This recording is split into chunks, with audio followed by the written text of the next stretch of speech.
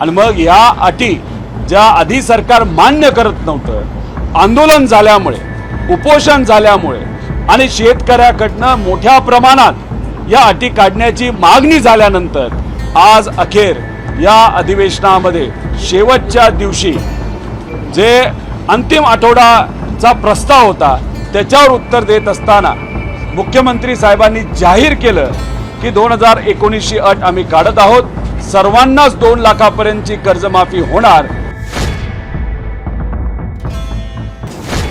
पांडुरंगरायाच्या आशीर्वादाने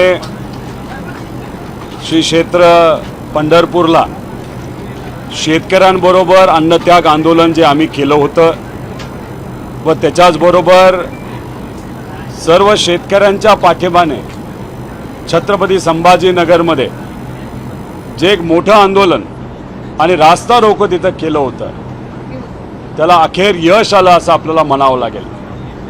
सुरुवातीला आपल्या सगळ्यांना माहीत असेल, सरकारकडनं सांगण्यात येत होतं अशी कुठलीही जाचक अट नाहीये ज्याच्यामुळे शेतकऱ्याला नुकसान होईल, पण आम्ही आपल्या माध्यमातून या सरकारला अनेक वेळा सांगून दिलं की 2019 ची अट जी तुम्ही टाकली आहे, 50,000 रुपयाची मर्यादा जी तुम्ही टाकलेली आहे, त्याच्यामुळे 36 लाख शेतकऱ्यांचं नुकसान होत होतं। त्याच्याचबरोबर जे रेग्युलर असणारे शेतकरी आहे त्यांच्यासाठी तुम्ही 26-27 ची अट टाकली होती वर्षाची, जे वर्ष अजून झालंच नाही, म्हणजे ती मदत आत्ता न मिळता ती वर्षानंतर त्या ठिकाणी मिळणार होती।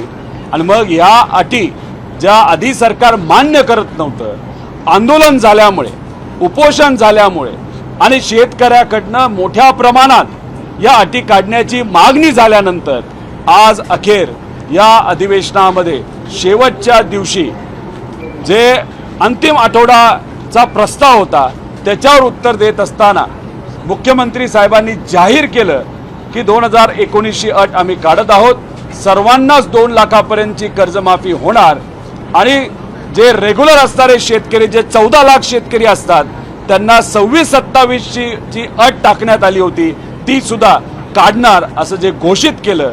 मी मनापासून सर्व शेतकऱ्यांचे आभार व्यक्त करतो, ज्या ज्या लोकांनी आंदोलनाला पाठिंबा दिला त्यांचे आभार व्यक्त करतो, या सरकारचे आभार व्यक्त करतो आणि मुख्यमंत्री साहेबांचे सुद्धा आम्ही शेतकऱ्यांच्या वतीने त्या ठिकाणी आभार व्यक्त करतो। विधानभवनामध्ये आलं होतं त्यावेळेला सुद्धा याच प्रकारचं घोषणा केली होती, मात्र त्याची अंमलबजावणी घोषणा केली होती, मात्र अंमलबजावणी झाली नाही। आता अंमलबजावणी होईल का? नाही, अंमलबजावणी त्यांना करावीच लागेल, कारण का काल अंतिम आठवड्याच्या प्रस्तावाची सुरुवात करत असताना ती सुरुवात करण्याची संधी मला मिळाली आणि त्याच्यामध्ये कर्जमाफीबद्दल आम्ही डिटेलमध्ये काही आकडे सांगितले। हे आकडे आम्ही परदेशी साहेबांपर्यंत सुद्धा त्यांच्या ऑफिसपर्यंत पाठवले होते। मुख्यमंत्री साहेबांबरोबर जी आंदोलन झाल्यानंतरची चर्चा त्याच्यामध्ये सुद्धा या गोष्टी सांगितल्या होत्या। सुरुवातीला अटी नाही आहेत, कुठल्याही अटीचा शेतकऱ्यांवर नुकसान होईल असं सरकार तिथं सांगत होतं, पण आम्ही सातत्याने हे विषय त्या ठिकाणी मांडल्यामुळे कुठेतरी सरकारला मान्य करावं लागलं। जर त्या अटींमुळे त्रासच होत नसेल तर मग सरकारने त्या अटी का काढल्यात, आता का काढाव्या लागल्या? कारण का शेतकऱ्यांकडनं मोठ्या प्रमाणात या बाबतीतली मागणी होत होती आणि जो GR काढला होता त्याच्यामुळे 70% शेतकऱ्यांना नुकसान होत होतं, त्यामुळे सरकारला शेवटी आपल्या सगळ्यांच्या मागण्या या मान्यच कराव्या लागल्या। हे बघा, खरं तर आमची अपेक्षा होती की GR काढत असताना सुरुवातीलाच हा GR बिना अटीचा पाहिजे होता, 2019 ची अट नको होती। त्याच्याचबरोबर जे रेग्युलर असणारे शेतकरी आहेत त्यांना 26-27 ची अट नको होती, पण तरी सुद्धा ती अट टाकण्यात आली। आणि मग आम्ही जेव्हा तिथं आंदोलन करत होतो तेव्हा मुख्यमंत्री साहेबांकडनं आणि सरकारकडनं असं सांगण्यात येत होतं कुठल्याही अटीचा फटका शेतकऱ्याला बसणार नाही, पण मग आंदोलन आणि उपोषण केल्यामुळे त्यांना त्या गोष्टी मान्य कराव्या लागल्या आणि मग मान्य केल्यानंतर आम्ही आक्रमक पद्धतीने त्या गोष्टी मांडल्यानंतर आणि अनेक आमदारांनी हा मुद्दा मांडल्यानंतर हे सरकारला मान्य करावं लागलं। त्यामुळे मला हेच म्हणावं लागेल, ज्या लोकांच्या जनभावना आहेत, आम्ही केलेलं आंदोलन, अनेक आमदारांनी मांडलेल्या मुद्द्यामध्ये या सरकारला मान्य करावं लागलं आणि जो काही त्या ठिकाणी चर्चा झाली त्याच्यावर शेवटी मुख्यमंत्री साहेबांना या सगळ्या गोष्टींसमोर ह्या ज्या अडचणी त्या समजून घेऊन हा निर्णय त्या ठिकाणी घ्यावा लागला. पीक कर्ज माफीवर तारीख दिली जाते, परंतु शेतकऱ्यांना पीक कर्ज दिलं जात नाही, निर्णय सध्या सुरू आहे. हे बघा, पीक कर्ज देण्याच्या बाबतीत आम्ही सरकारला विनंती केली होती की तुम्ही बँकांना सांगा. काय झालं की हा जो GR काढला नाही तर हा जो निर्णय त्या ठिकाणी कर्जमाफीचा घेतला गेला त्यात अटी असल्यामुळे आणि कुठलाच आकडा या सरकारकडे योग्य पद्धतीचा नसल्यामुळे कन्फ्युजन मोठ्या प्रमाणात झालं. आमचं तर आंदोलन सुरूच होतं, आंदोलन होतं, मागण्या होत्या. त्यामुळे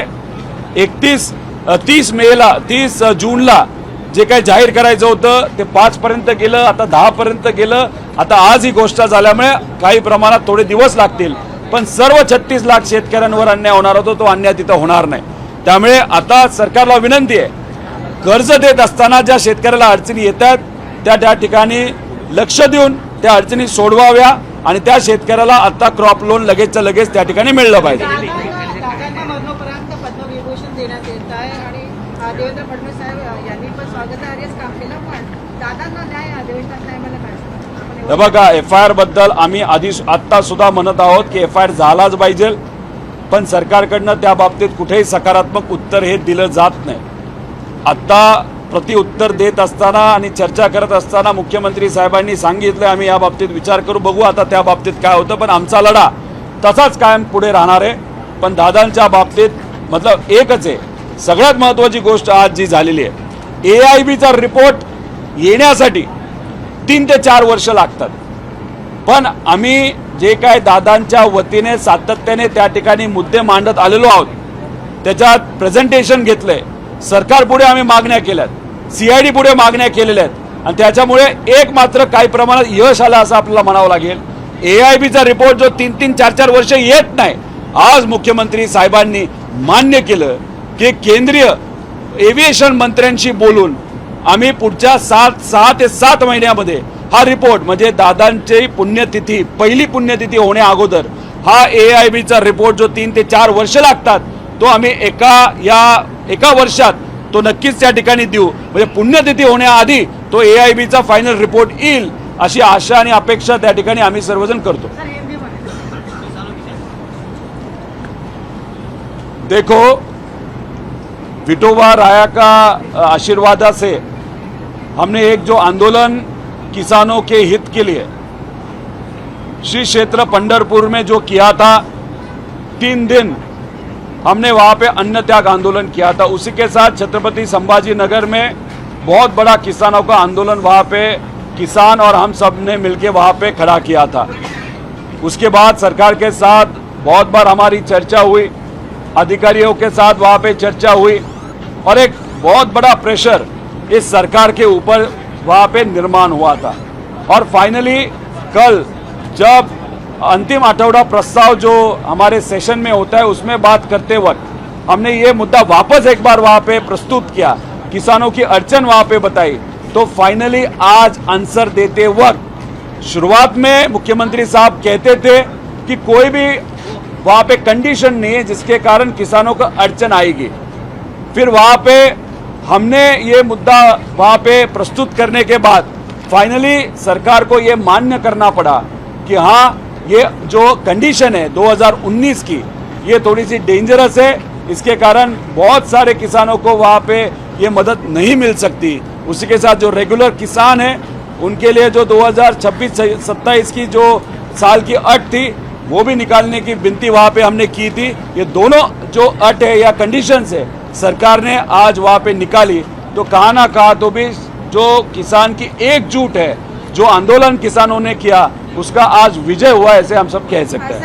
दादा को मरणोपरांत पद्मविभूषण दिया जा रहा है और इसी अधिवेशन में न्याय मांगने के लिए आपने बार-बार प्रेस कॉन्फ्रेंस ली. देखो, ये जो अवार्ड ये जो चीज़ें देना है तो दे दो, नहीं तो बाद में दे दो. पहला विषय क्या है, उनको न्याय मिलना चाहिए. इन्वेस्टिगेशन ट्रांसपेरेंट पद्धति से वहाँ पे होना चाहिए, वहाँ पे प्रॉपर कार्रवाई होना चाहिए. कुछ तो वहाँ पे इन्वेस्टिगेशन हो ऐसे हमको दिखना चाहिए, ऐसे तो कुछ भी नहीं दिख रहा. और अगर अवार्ड का विषय आज निकाला जा रहा है तो कहाँ ना कहाँ तो भी इन्वेस्टिगेशन पे पर्दा डालने की कोशिश कुछ लोग कर रहे हैं, ऐसे हमारा कहना है। अवार्ड देना है तो बाद में दे दो, पहला इन्वेस्टिगेशन के माध्यम से अजीत दादा को न्याय मिलना चाहिए, ऐसे हम सबकी मांग है। क्या कहना चाहिए? देखो, हम सबकी मांग थी, जो सरकार ने वहाँ पे लोन वेवर योजना जो लाई है उसमें ऐसे बहुत सारे कंडीशंस थे जिसके कारण करीबन 70% किसानों के ऊपर वहाँ पे अन्याय हो रहा था। ये विषय हमने जब पहली बार लिया था, सरकार ने बोला था ऐसे तो कोई कंडीशन नहीं है, कुछ फर्क नहीं पड़ेगा।